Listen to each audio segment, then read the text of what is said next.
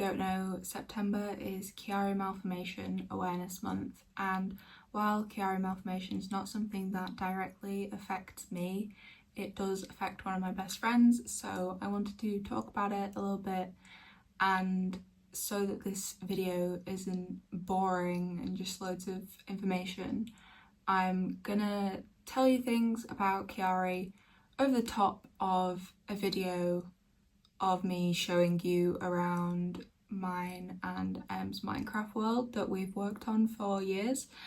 So my friend Em is 19 and she's been dealing with Chiari since she was about 7, but she wasn't diagnosed until she was 15, almost 16. But let's get things clear and talk about what Chiari malformation is, because it's not overly common. I never really see people talking about it that much, so this is what this video is going to be. So Chiari malformation, my friend likes to describe it as her brain is falling out, because it sort of is. It affects the cerebellum, which is the back part of your brain, and that is the bit that controls your coordination, your movement. So is usually curled up in a bit of like a ball. It's kind of like an oval shape when you see it on a scan. However, in people with Chiari type 1, it kind of slumps down, so it kind of unravels itself almost and slips out of the back of the skull, so it sort of slips down your neck almost. And the reason why this is a problem is because it causes severe headaches, and that is generally because fluid can't get around the brain properly. There is a hole in the back of your skull that lets fluid move all throughout your brain, so when you tip yourself upside down, you will be able to feel your head sort of feeling very pressurized almost, and that is because the fluid is going into your head. However, when the cerebellum slips down, it blocks that gap, meaning that the fluid can't flow around the brain properly, which often means you either have a low pressure headache or a high pressure headache. It also comes along with things like hydrocephalus, which is extra fluid in the brain. So it causes dizziness, being lightheaded, coordination issues, sometimes speech issues when it's very severe, and sort of tingling in the back of the head, sometimes arms and feet as well. And there isn't really a cure for any of these symptoms. You're often given either medication or you're offered a surgery called a decompression surgery. And a decompression is where they will cut parts of the cerebellum to hopefully stop it from slipping out as much. So Em had a decompression surgery a couple of months after she was diagnosed, and it was actually a few days after her 16th birthday, so not the way that she really wanted to celebrate, but at this point she was slurring all her words, she couldn't really speak properly, she didn't really feel like she was there, as she felt so ill in that moment because it was affecting her very severely. And after the surgery, you tend to feel kind of terrible for the next couple of weeks, and then you get relief from it. So Em got relief from it for maybe about a year, but her symptoms have unfortunately started to get worse again, and she struggles with her head and particularly getting up out of bed, and she finds that lying down is the most comfortable for her.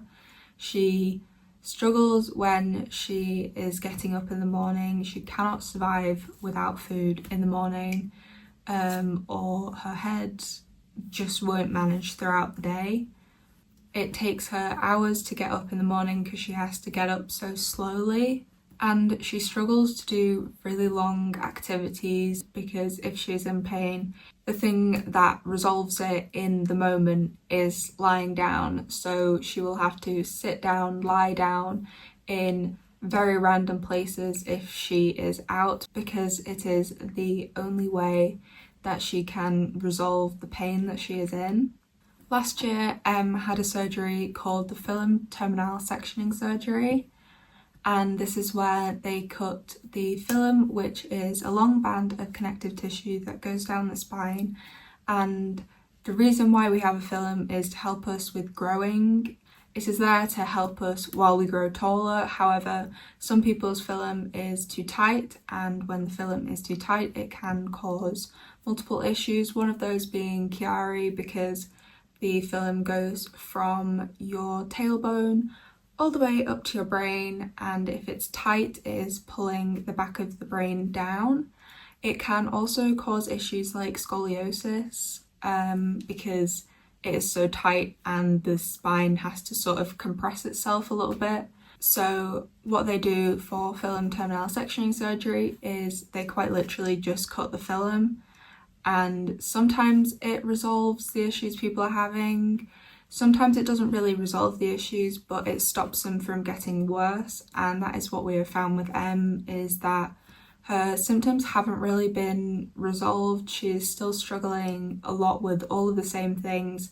However, she does find comfort in knowing that it won't get any worse because the film is not there tugging her brain out, essentially. Chiari has affected Em's life very severely. She used to be very active. She loved playing netball, she loved doing sports, and the main thing that she always wanted to do was join the army. And unfortunately, all of this isn't doable for her anymore. She isn't able to join the army, which she has had a long time of accepting. She no longer plays netball, which is something that she would really love to return to, but at the moment she's finding it too painful to really go back to it, and as well there is risk of her being hit in the back of the head. And while they say that netball is a non-contact sport, the way that her group plays it is very much contact, and contact sports are not recommended for Chiari as they can be sort of dangerous. So she definitely struggles with not being able to return to the things that she loves, especially when she was so young. It feels like the decompression was a cure and it will have solved everything. But the truth is that a decompression is not a cure at all.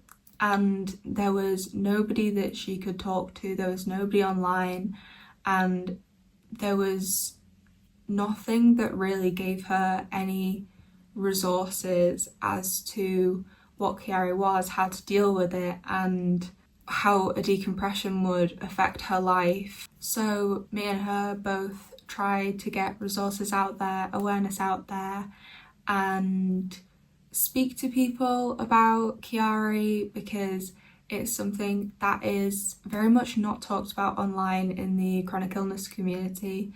There are many conditions that are talked about, and Chiari is not one that is talked about enough. It is very hard to find resources about Chiari and people's stories with Chiari. You have to really go on a deep search to actually find anything. So we are trying to get it out there so it is not quite as hard to find, and sharing her story gets the word out there and people know that they can contact her if they need anything. So we are really trying to get Chiari resources out there by sharing her story, sharing things that people with Chiari go through, sharing things about surgeries, sharing things about treatments and things that come along with Chiari and how Chiari affects her life. And we really want people to feel comfortable asking questions about Chiari Questions are always welcomed, whether that's you asking Em directly or asking me, because I'll be honest with you, she's not always the best at replying to her messages. She finds it overwhelming sometimes, so I will often help answer questions that people have about Chiari.